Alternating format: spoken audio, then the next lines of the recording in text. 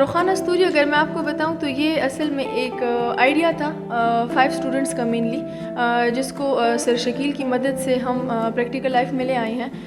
رخانہ story project میں ہم نے کرنا کیا ہے بیسیکلی، ہم اس میں 6 منتھس کا پروجیکٹ ہوگا جس میں پشاور یونیورسٹی کے اندر ہی جو بچے ہیں جو کہ بیکنگ کرتے ہیں یا پھر جو چھوٹی موٹی چیزیں بیچتے ہیں، ان کو دیکھ کر ہمیشہ بلکہ روزانہ میرے خیال سے ہر ایک اسٹوڈنٹ کے دل میں ایک مرتبہ تو یہ خیال آتا ہی ہوگا کہ کاش ہم ان کے لیے پیسے دینے کے علاوہ اور کچھ کر سکتے. تو ہم پانچوں نے ہمت کی، ہم نے ایک قدم بڑھایا، اس رخانہ اسٹوریز میں بنایا، جس میں ہم کیا کریں گے کہ ہم ان کو پہلے کلاس روم کے کچھ بیسک مینرز سکھائیں گے. اس کے علاوہ ہم ان کو تھوڑی بہت اتنی صرف ان کو تعلیم دیں گے کہ وہ گورنمنٹ اسکول یا پھر 1-2 اور پرائیویٹ اسکولس ہیں جو کہ ہمارے ساتھ تعاون کرنے کے لیے ریڈی ہیں، تو ان کو ہم اس میں ایڈمیشن دلوائیں گے. یہ بیسیکلی ہمارا پلان ہے.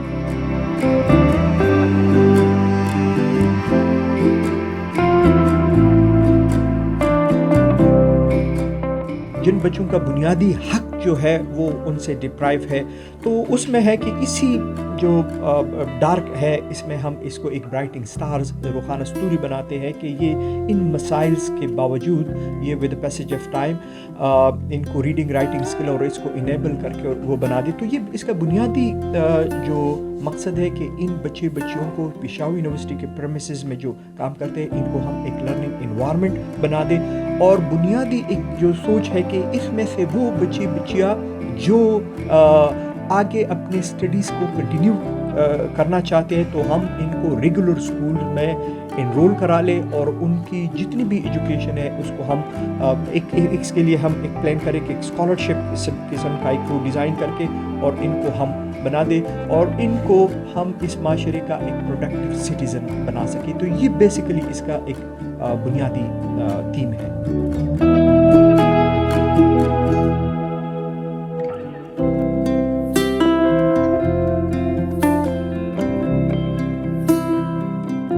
یہ بیسیکلی ہم نے یونیورسٹی میں جو اسٹریٹ چلڈرن آپ دیکھتی ہیں ان کے لیے ہم نے اسٹارٹ کیا ہے کہ وہ بالکل اسی عمر سے مطلب ان کی وہ سائیکولوجیکل براٹ اپ نہیں ہے جو کہ ہمارے گھر کے بچوں کی ہوتی ہے، جس طرح ایک عام بچے کی ہوتی ہے.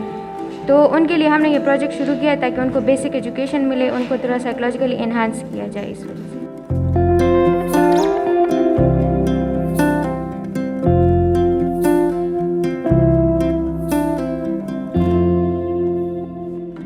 ایک ویژولی چیلنج یا ہینڈی کیپ جو لوگ ہیں وہ ڈسیبلٹی یعنی اگر ڈفرینٹ ان کو ٹولز پرووائڈ کیے جائے تو میرا خیال ہے کہ ڈسیبلٹی اور کم ہو سکتی ہے.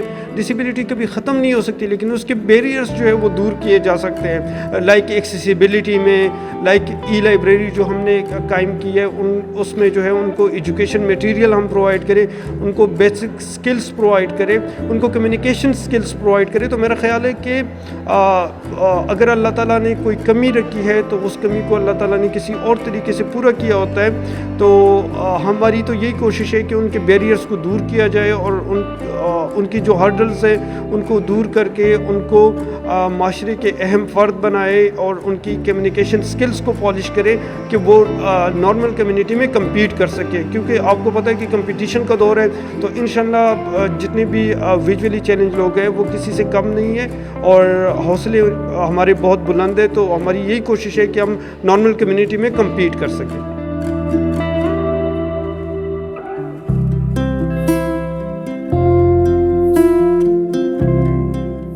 ہم لوگوں نے یہاں پر اسٹریٹ چلڈرنس کے لیے جو ہے کلاسز ارینج کی ہیں جس میں جو ہے ہم ان کو بیسک سکلز اور ووکیشنل ٹریننگ دیں گے.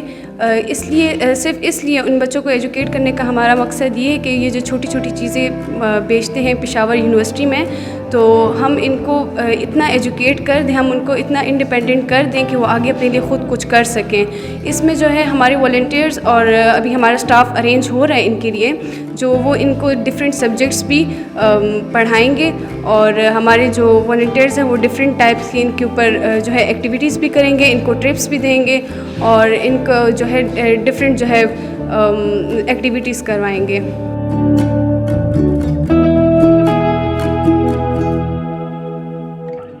فائنینشیل پرابلم کا سامنا اس میں ابھی تک تو ہم نے کسی کو اپروچ نہیں کیا اس کے لیے، کسی اسپانسر کے لیے، کسی اور کے لیے. یونیورسٹی کی طرف سے ہمیں پیسے ملے جو ہم نے روم ڈیکوریشن وغیرہ اس ساری چیزوں پہ لگائے. اور اس کے علاوہ ہم ایک بار پروجیکٹ شروع کریں، مطلب اسٹوڈنٹس ہمارے پاس آنا شروع ہو جائے تو اس کے بعد ہم دوسری کے پاس جائیں گے. انہوں نے بھی ہمیں بولا ہے کہ ہم آپ لوگوں کو سلیٹس دیں گے، بیگس دیں گے، اسٹیشنری دیں گے. اس کے یہ جو ہے ہم ہیومینٹی کے لیے کر رہے ہیں، اور ہیومینٹی کے لیے سب لوگ جو ہے وہ اسپانسرشپ دیتے ہیں. آج کل کے زمانے میں ایجوکیشن جو ہے وہ ہیومن بینگ کی بیسک نیڈ ہے. ایجوکیشن کے بغیر آج کل سوسائٹی میں رہنا وہ انسان نہیں رہ سکتا ایجوکیشن کے بغیر سوسائٹی میں.